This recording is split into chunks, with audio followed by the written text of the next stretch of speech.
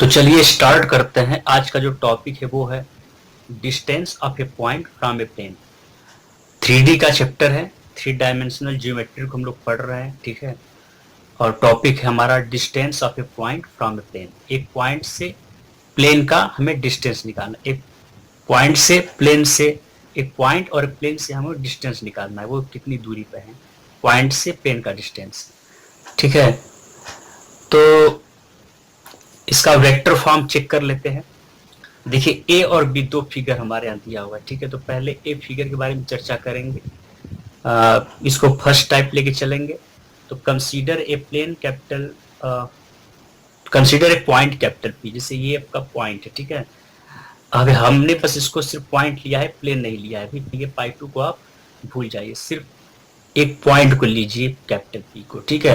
With position vector small a vector, क्योंकि ये origin से इसीलिए small a vector position vector बोला जाएगा। एंड प्लेन पाई 1, ये पाई 1 प्लेन है, whose equation is small r vector dot n cap is equal to g. ये normal form होता है प्लेन का, ठीक है, इन 3D में। तो डी उसका डिस्टेंस है ओरिजिन से, ठीक है, नॉर्मल डिस्टेंस। और small r vector dot n cap, n cap क्या है, उसी डायरेक्शन में परपेंडिकुलर में यूनिट वेक्टर, ठीक है। इस तरीके से small r vector dot n cap is equal to d हो जाएगा। अब देखिए हमें उसको करने के लिए पहले हमें कंसीडर ए प्लेन पाई 2, एक प्लेन पाई 2 लेंगे थ्रू कैपिटल पी से जो क्रॉस करें, ठीक है, parallel to the plane pi 1, और पाई 1 के पैरेलल हो। तो इस कंडीशन में the unit vector normal to pi 2 is n cap, जो क्योंकि उसके पैरेलल है, जब उसके पैरेलल है तो उसी डायरेक्शन में होगा, तो ये जो एन कैप पाई 1 प्लेन के लिए था वही एन कैप होगा पाई 2 प्लेन के लिए, ठीक है। तो जब इसका इक्वेशन निकालेंगे, जैसे आर वेक्टर था पोजीशन वेक्टर, उससे जब इसका हम लोग निकालेंगे normal form, small r vector minus a vector dot n cap is equal to 0 हो जाएगा, ठीक है। इस तरीके से small r vector minus a vector dot n cap is equal to 0 हो जाएगा, ठीक है। तो जब 0 हो जाएगा तो यहाँ small r vector dot n cap is equal to vector small a vector dot n cap, तो इस फॉर्म में आ जाएगा। तो ये डी का काम करेगा, डी का काम करेगा, तो ये जो डिस्टेंस आएगा आपका ओ एन डैश, वही काम करेगा mod vector a dot n cap का, ठीक है। तो therefore the distance P Q from the plane pi 1 is, देखिए हमें इस पी क्यू को निकालना है। तो अगर हम एन डैश निकाल दें, ठीक है, एन डैश एन निकाल दें, चाहे पी क्यू में इसको निकाले एक ही बात है। तो क्या करेंगे, इस पूरे में से, इस ओ एन में से ओ एन डैश को घटाएंगे। तो ओ एन यहाँ से कितना है, स्मॉल डी है, यहाँ क्या लिख दिया हम लोगों ने, स्मॉल डी लिख दिया हम लोगों ने, ठीक है। O N minus O N dash, O N minus O N dash, तो ओ एन क्या, स्मॉल डी। और इस ओ एन डैश की बात करें तो कहाँ से आया है, ये मॉड ए, ये ओ एन डैश आपका vector a dot n cap है। तो mod small d minus small a vector dot n cap, ये हमारा डिस्टेंस आ गया, ठीक है, विच इज द लेंथ। यही आपका क्या है, लेंथ है, which is the length of the perpendicular from A point, ठीक है। परपेंडिकुलर, उस पॉइंट से परपेंडिकुलर आपका क्या हो जाएगा, डिस्टेंस हो जाएगा, ठीक है। वही आपकी लेंथ हो जाएगी पॉइंट से, उस पॉइंट कैपिटल पी से उस पाई 1 प्लेन पे, ठीक है। तो हमें ये डिस्टेंस यहाँ से मिल गया। तो सिंपली एक ये भी इसका है, ठीक है। तो सेकेंड केस बी की तरफ चले, तो इसमें एक अलग तरह का केस है, जैसे इंस्टेड, इसके प्लेस पे instead of small r vector dot n cap is equal to d, इसके प्लेस पे हमें वेक्टर एन, कैपिटल एन को रखना है, ठीक है। If the equation of the plane pi 1 is given, ये जो पाई 1 है दूसरे फॉर्म में दिया है, इसमें कैपिटल एन इसका यूनिट वेक्टर, ठीक है। तो in the form small r vector dot n vector is equal to small d, its equation from origin is ना, from origin is mod small d by its distance from origin is mod small d by mod vector n, ठीक है। तो small d mod vector unit vector, जब निकालेंगे उसका क्या आ जाएगा, हमें डिस्टेंस मिल जाएगा, ठीक है। अब देखिए सिंपली क्या करना है, फिर distance of the plane pi 2 from origin. अब पाई 2 की डिस्टेंस को निकालेंगे ओरिजिन से, तो ओरिजिन से निकालेंगे तो आप ध्यान से देखेंगे कि इस पाई 2 को डिस्टेंस को निकालेंगे तो ये क्या मिलेगा हमें, vector a dot n vector, ठीक है, क्योंकि ये एन वेक्टर है, ठीक है, लेकिन ये यहाँ पर प्रोजेक्शन करेगा, ठीक है, इस चीज को यहाँ पर प्रोजेक्ट कर रहे हैं।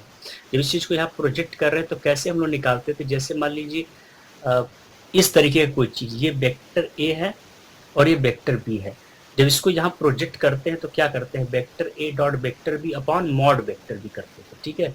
जब मॉड वेक्टर वही चीज इस चीज को यहाँ करेंगे तो vector a dot vector n upon mod vector n, ठीक है, उसी तरीके से यहाँ किया गया, ये प्रोजेक्शन है उसका, तो वो उसका डिस्टेंस के फॉर्म में आ जाएगा, चूंकि इतना है, ठीक है। तो डिस्टेंस बिटवीन दिज प्लेन्स, तो क्या होगा, जैसे घटाए थे उसी में, तो उस वाले में से ओरिजिन में से जो आपका डिस्टेंस आया था, ठीक है, तो उस प्लेन का और सेकेंड प्लेन का, उन दोनों को घटाएंगे, पाई 1 और ये पाई 2 का डिस्टेंस, तो mod small d minus mod vector n minus small a vector dot vector n upon mod vector n is equal to, देखिए मॉड वेक्टर एन को आप एक साथ ले लेंगे नीचे डिनोमिनेटर में, ठीक है, तो न्यूमिनेटर में हो जाएगा small d minus small a vector dot vector n upon mod vector n, ठीक है। तो अब देखिए इस चीज को आप म्यूचुअल बदल सकते हैं, इसको वहां कर देंगे, इसको यहाँ कर देंगे, कोई फर्क नहीं पड़ेगा, क्योंकि जब माइनस आएगा तो मॉड्यूलस करना है, माइनस कोई मतलब नहीं होता है, इसलिए क्या हो जाएगा, ये small a vector dot vector n minus small d by mod vector n, ठीक है। ये भी डिस्टेंस है सेकेंड केस में। देखिए इसी को लेकर थोड़ा आगे बढ़ेंगे हम, ठीक है। तो चलिए अभी इसको देख लेते हैं, ठीक है। अब इसका हम लोग क्या देखेंगे, कार्टेशियन फॉर्म। चलिए इससे कार्टेशियन फॉर्म के बारे में चर्चा कर लेते हैं। चलिए यहां से कार्टेशियन फॉर्म, ठीक है। देखिए इसमें क्या करेंगे, जो हमने कैपिटल पी ले रखा था उसको आप let capital P x1 y1 z1, ठीक है, and with position vector small a vector, ठीक है। तो इसका हम जब निकालेंगे जनरल फॉर्म तो क्या हो जाएगा, इस प्लेन का ax plus b y plus capital C z is equal to capital B, ठीक है, be the Cartesian equation of the plane. ये क्या है, इसका कार्टेशियन इक्वेशन है, क्या इसका कार्टेशियन इक्वेशन है, ठीक है, इसको ध्यान से देख लीजिए। अब देखिए अब स्मॉल ए वेक्टर निकालेंगे तो क्या हो जाएगा आपका x1, यहां से x1 i cap plus y1 J cap plus z1 के कैप, ठीक है, ये आ गया स्मॉल ए वेक्टर, क्योंकि पोजीशन वेक्टर है और x1 y1 z1 पॉइंट पे है, तो आई कैप जे कैप के कैप को इंक्लूड कर देंगे तो ये इसका वेक्टर फॉर्म आ जाएगा कार्टेशियन, ठीक है। अब वेक्टर एन की बात करें, वेक्टर एन को निकालेंगे नॉर्मल वेक्टर को, तो capital A i cap plus capital B j cap plus capital C k cap, ठीक, इतना आ गया। देखिए सिंपली क्या करना है कि हमें perpendicular from capital P to plane को निकालना है, जो कि इस तरीके से था, mod vector a dot vector n minus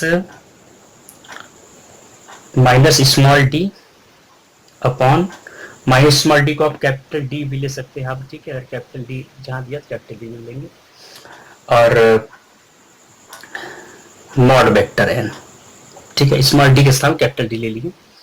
अब देखिए ध्यान से देखिए इसको, अब जो हमें पुट करना है स्मॉल ए वेक्टर हमारा क्या है, x1 i cap plus y1 J cap plus small z1 के कैप, ठीक है, और वेक्टर एन की बात करें तो ये क्या है, capital A i cap plus capital B j cap plus capital C k cap, ठीक है, और minus capital D upon mod vector n की बात करें, ये mod capital A i cap इसको स्क्वायर रूट में ले जाएंगे, तो इसका स्क्वायर ए स्क्वायर कोएफिशिएंट का प्लस कैपिटल बी का स्क्वायर सेकंड वाले का प्लस थर्ड वाले कोएफिशिएंट का सी स्क्वायर, तो ये इस तरीके से हमारे पास आ गया।